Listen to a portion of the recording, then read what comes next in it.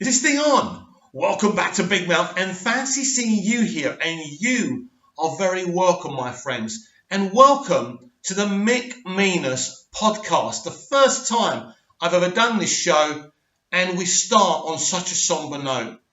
This week we lost a diamond in the rough. His name was Luke Perry. He and Jason Priestley were the Beatles of the 90s on Beverly Hills 90210. And this week he died of a stroke. And I've been looking around to see if there's been any response from Jason Priestley, and there wasn't. And I was thinking, well, that's strange. Maybe there was an issue between them. Luckily, he's just posted one. And I knew once Jason spoke about Luke, I was going to be very, very emotional. And this is what he had to say. It's taken me a couple of days to figure out how to write this.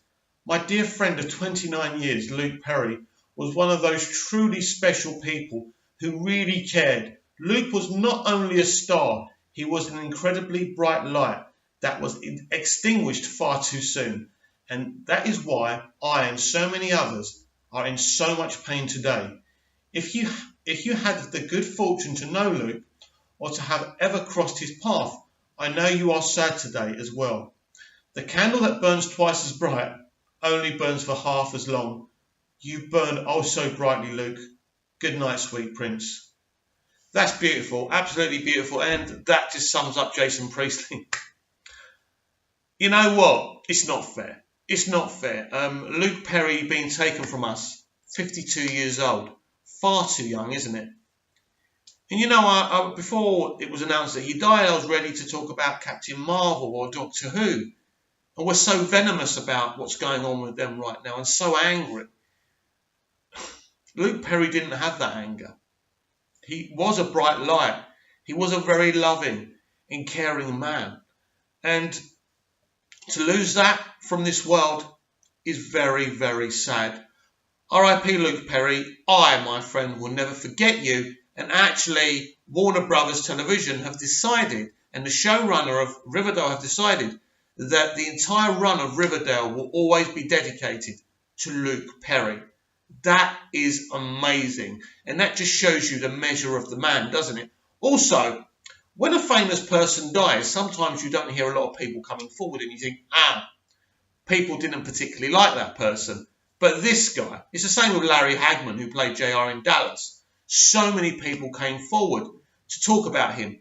Then you know that was a special person.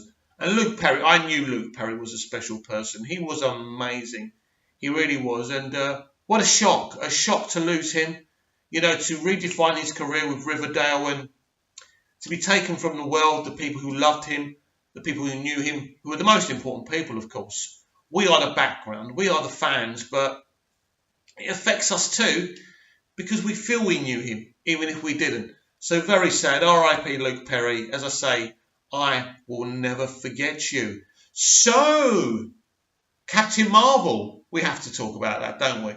Captain Marvel is something people can't stop talking about.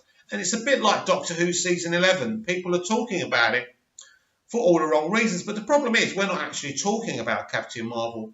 We're talking about Brie Larson. We're talking about Jodie Whittaker.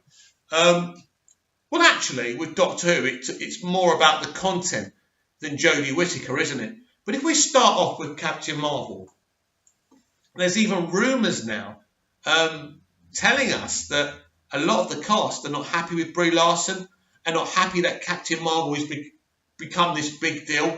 So it seems like even her colleagues are not particularly enamoured by her.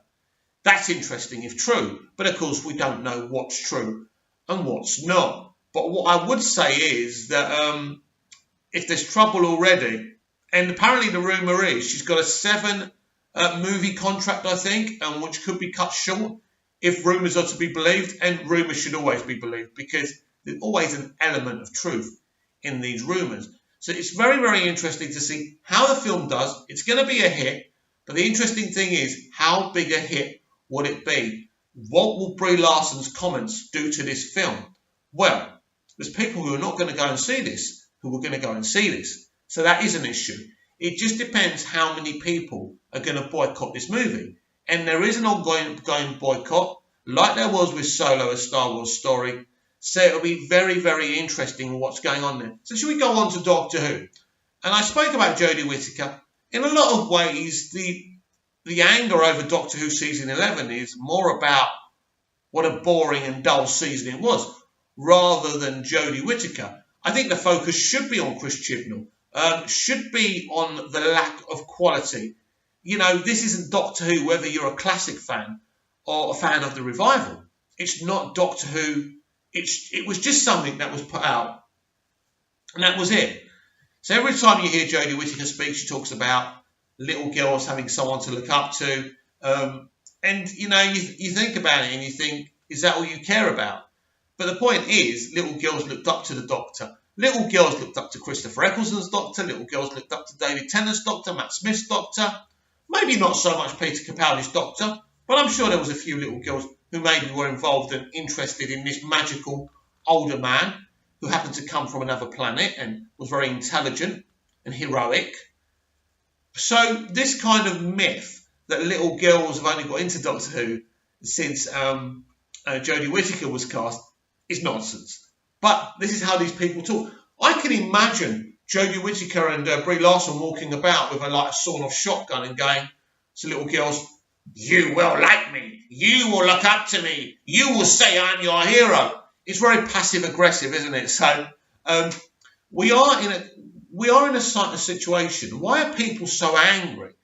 Look, this is a podcast. We're just going to talk randomly. Why are people so angry with Brie Larson, Jodie Whittaker, Doctor Who season 11, Captain Marvel? Well, people are angry because they're having something taken away from them. They're being told that they're racist, they're sexist, and the shows they watch have to fundamentally change to make room for an ideology that's not their own.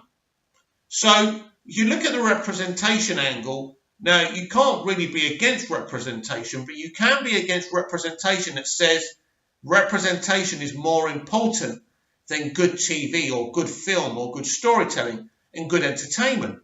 When it happens like that, you think, well, hang on a minute. Do I want representation if it means I'm not enjoying what I'm watching anymore? I do want representation. I don't think it's that difficult to represent minorities and women and everyone, but still it being epic and entertaining.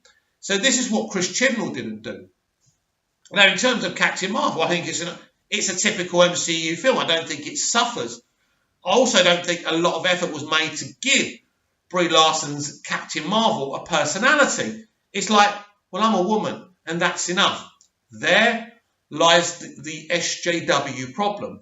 They have infested this industry, and they have taken away the entertainment value and enjoyment and excitement from our shows and our movies. If you remember when we first saw Rose, which was the very first episode of the revival written by Russell T Davies, it was fun. It was epic. It was awesome. You were pumped after you saw the episode. Do you have the same excitement after you watch an episode of season 11 of Doctor Who? No, you don't. So really, this is what's happened. They've infested what we used to enjoy, and now we're not enjoying it anymore. So we have to switch off.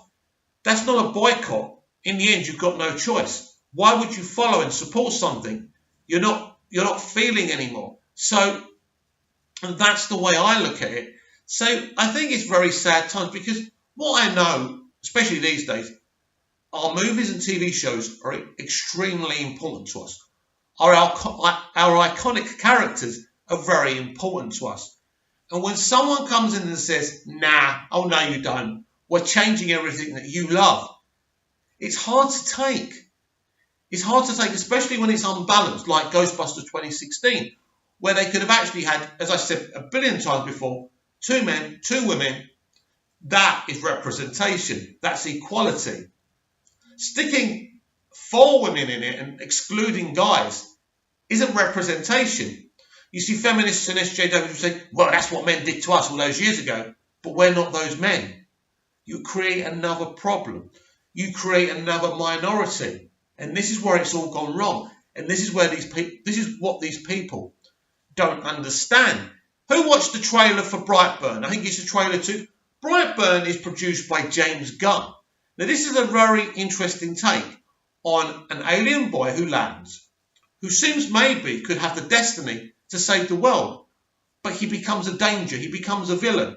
And people are actually plugging this as a reverse of the Superman story, which is really interesting. And also it has a lot of kind of similarities, visual similarities to Man of Steel.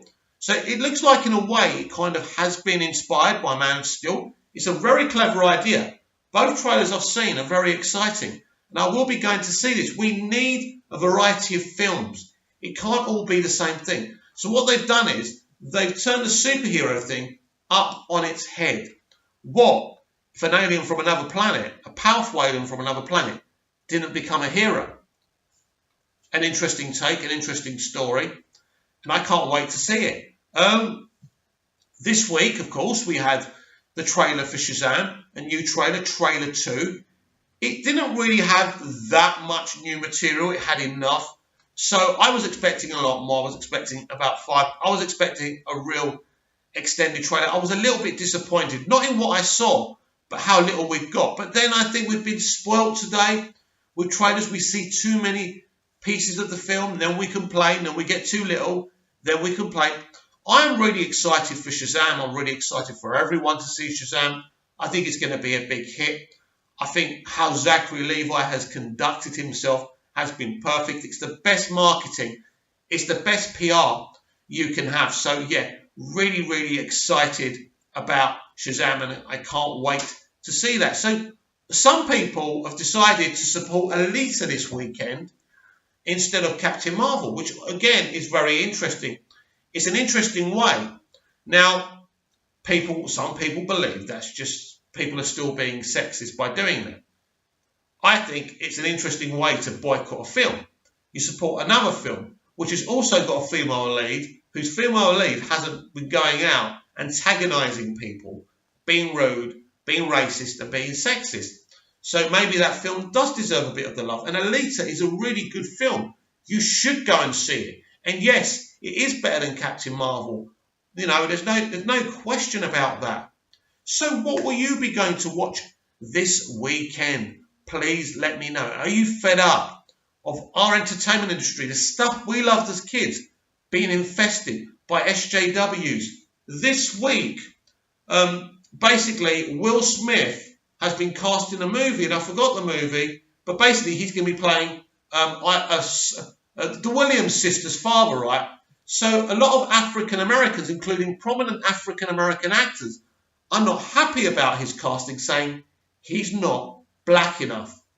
Now, I can understand people being offended by whitewashing, but to turn around as an African American to another African American and say you're not black enough is absolutely disgusting. How far is this going to go? And this is a variety of racism, surely.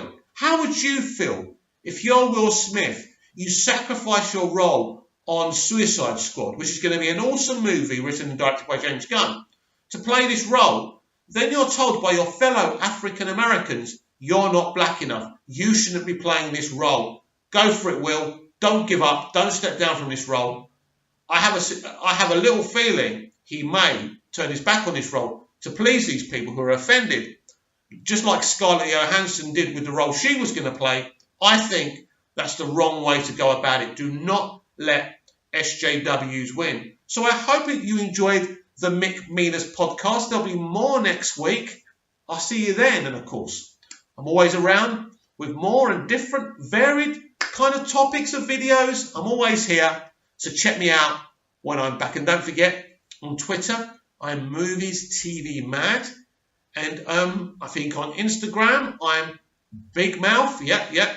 On Instagram, I'm Big Mouth. And here on YouTube, of course, I'm Big Mouth because I can't keep my gob shut.